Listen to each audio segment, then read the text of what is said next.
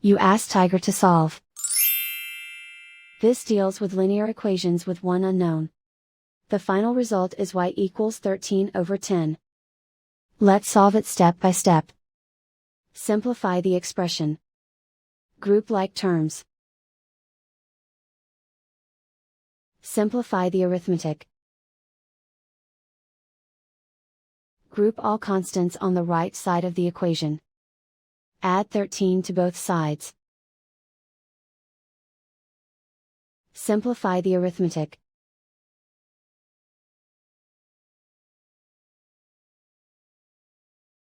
Isolate the y. Divide both sides by 10. Simplify the fraction.